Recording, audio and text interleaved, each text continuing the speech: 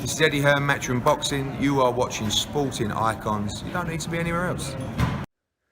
Well, I think it's safe to say true words spoken about Anthony Joshua when he was asked about his thoughts on Tyson Fury versus Oleksandr Usyk. Not happening.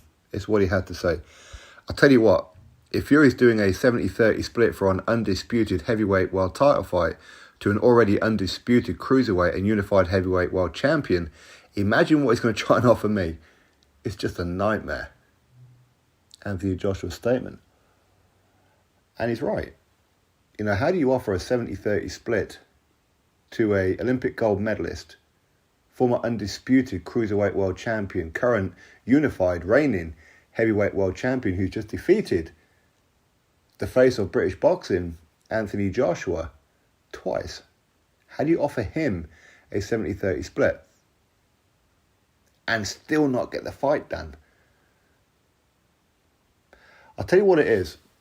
It's like Tyson Fury has been chasing to be an A-side and the face of boxing for so long. Okay, and we all seen his bit of a meltdown after he defeated Klitschko, the fact that the public never gathered around him to give him congratulations and hugs and you the best and we're all proud of you and all that kind of stuff. Listen, it didn't help with the things that he was saying about a certain demographic of or different demographics of people. But he's always been quite desperate to be the man in the public eye, which is why he came up with the whole people's champion and how he says that he doesn't care about money and all that kind of stuff. And of course, it's all been proved to be a lie, which is what I said and many of you already knew. But there has been quite a few people who believed in him, who believed he was part of the working man's club, but he's not. And as for Tyson Fury, what would he offer Anthony Joshua? I think he'd probably offer Anthony Joshua 10% or something. You know, it's ridiculous. But listen, it seems to be a popularity contest with Tyson Fury. It's not about the fights, it's about popularity. He's been so desperate and so envious of Anthony Joshua with the heights that he reached, with Anthony Joshua's own personality, with his own popularity, with the money that he was earning and the pay-per-views and all that kind of stuff. And it's been grating on Tyson Fury. He hated that. He absolutely hated it. And I think one thing that Tyson may well have forgotten is that this whole PR machine that Frank Warren and Bob Arum have been pushing around about Tyson Fury, how he's the greatest fighter that's ever put on a pair of boxing gloves and he's the cash cow and he's selling out stadiums and nobody was buying pay-per-views or tickets to see Dillian Whyte. It was all about Tyson Fury and all this kind of stuff. It was all just a PR stunt. And I think Tyson Fury forgot that. And now he's actually believing it. And what's worse for Frank Warren and Bob Arum is that not only did they perpetuate this PR stunt of Tyson Fury's popularity, but now they're going to have to pay for it because Tyson now believes it. So he's going to be demanding stupid amounts of money each and every time he fights. And Frank Warren and Bob Arum, could they afford to pay it based on the return that they're getting? The answer is probably no. And that's what it's always been about with Tyson Fury, is he's always been that green-eyed monster when it comes to Anthony Joshua. And again, we're not talking about fighting ability. We're not talking about what would happen in the ring between him versus Anthony Joshua or him versus whoever. We're talking about his attitude, and it's disappointing because Tyson wasn't always like this. Tyson, and I'm sure it's still in him somewhere, he's still a good guy. He was always a good guy, always a bit eccentric. And I remember the days when he's doing those interviews and trash talking the likes of David Price and all that kind of stuff. You see, I enjoyed all that, but that was when he didn't have the kind of money. You see, I remember him having his disputes with Derek Chisora back in the day and David Hay and all these kind of things where the British Box Board of Control were fining Tyson Fury for some of the things that he was saying and he couldn't afford to pay it. He was asking the British Box Board of Control, listen, I'll pay the fine, but can you wait until after the fight so I can pay it? This was Tyson Fury. He was a guy who wanted the big fights, who was creating and carving out his own career. And he was built correctly. He was. Mick Hennessy done a fantastic job of him where he guided him correctly, fighting the kind of opponents that he was for the longest time. And he capitalised at the right time when he fought Klitschko, after turning down Klitschko on a couple of occasions before, if I remember rightly. But it was always about, when Tyson Fury went off the rails for those 2.5 to 3 years, that's when Anthony Joshua capitalised. Also, all the belts were vacant, all barring the WBC, and Anthony Joshua went around belt collecting. And he ended up defeating and knocking out the guy that Tyson Fury just beat in Vladimir Klitschko. So Anthony Joshua's popularity went through the roof.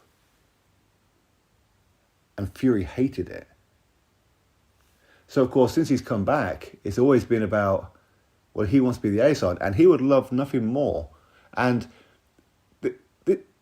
this goes back to when he was negotiating the last time with Anthony Joshua, where he offered Anthony Joshua a 40% split, and Anthony Joshua accepted it.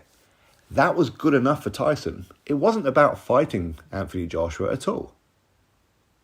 He just wanted to know in himself, am I now the A-side to Anthony Joshua? Because that's what he's always wanted. And that was good enough for him. It was never about the fight. Why do you think Tyson Fury was giving him 24-hour deadlines, knowing full well it couldn't happen, right? Because he was looking for the excuse to pull out, because it was good enough, the fact that Anthony Joshua accepted a 40% split. So in himself, he felt like, I am the A-side with Anthony Joshua. I've made it. I've done it. That's all it ever was. So with him lowballing Oleksandr Usyk, and I think most people understand now that Tyson Fury just wants to feel like he's the extreme A-side, that he is the cash cow, that he is the new Anthony Joshua as far as popularity is concerned. He's the Canelo Alvarez, he's the Floyd Mayweather, he's the Muhammad Ali. That's what he's wanted. I don't think it's necessarily about building up a few more zeros in his bank account. I genuinely think it's about popularity. Is it greed? Yeah, it's greed, of course it is. But it's pricing yourself out. But at the same time, it's getting gratification from knowing that you're the A-side. That's all he wants. And the fact that Oleksandr Usyk accepted that 70-30 split was probably enough for Tyson. That's what it was. This is a guy who's defeated Anthony Joshua twice, and I'm getting him to accept a 70-30 split. Why do you think Tyson Fury was so happy and going in on Alex Krasuk for Oleksandr Usyk accepting a 70-30 split? That's why he was laughing. He's all giddy about it. And then, of course, he made things difficult because obviously Usyk said, well, if I beat you, then I'll get the same in the rematch. Fury weren't having that, because if he was confident that he was going to beat Usyk, then he'd have just accepted it. He wouldn't have cared what the split is in the rematch. He wouldn't have cared, because you ain't beating me. But unfortunately, that's not the case. And I said, it's always been about trying to become a celebrity for Tyson. It's always been about that. Why do you think he's been writing books? Why do you think he went on to WWE? Why do you think he does songs? Why do you think he does the tours around where you've got to pay a silly amount of money to listen to him regurgitate the same old crap he's been saying for the past few years? And yes, Tyson's made a lot of money off his mental health thing. I'm not saying that he wasn't suffering with it. What I'm saying is he's made a lot of money out of it. Can he knock it? Not really. Is it disingenuous in some ways?